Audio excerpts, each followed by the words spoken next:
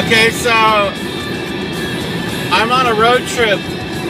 I'm going back to Sonoma County from Los Angeles, and I was at my friend's house last night, and I was watching a documentary about Keith Richards, and it was amazing. It was amazing.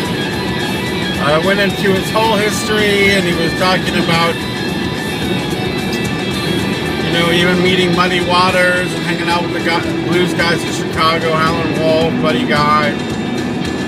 Tom Waits was even being interviewed about Keith Richards.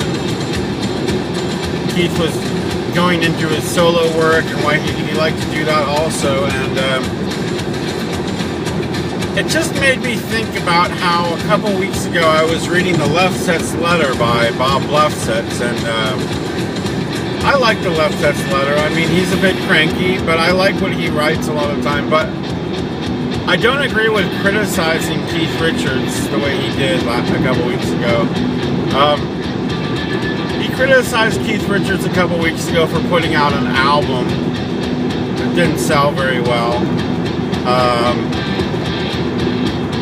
My whole thought of it is I don't really think that Keith Richards cares that much about record sales at this point.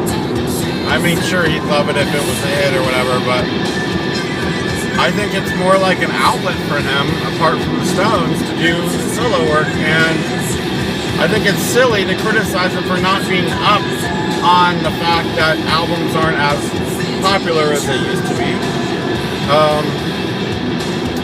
That's true, albums aren't as popular as they used to be, but it's what he knows, and he enjoys putting out a collection of songs, so what the fuck does it matter if it doesn't sell good?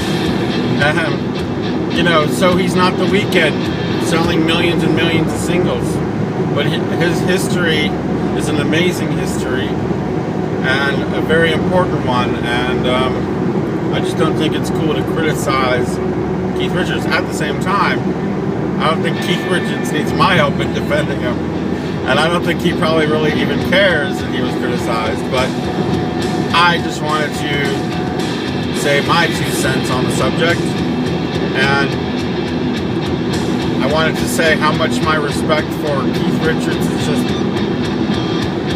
keeps going up the more I find out about him, and the more I'm reading his book, and I just find him a truly classic man, and it'd be great to meet him someday, hopefully. So, anyway, signing off.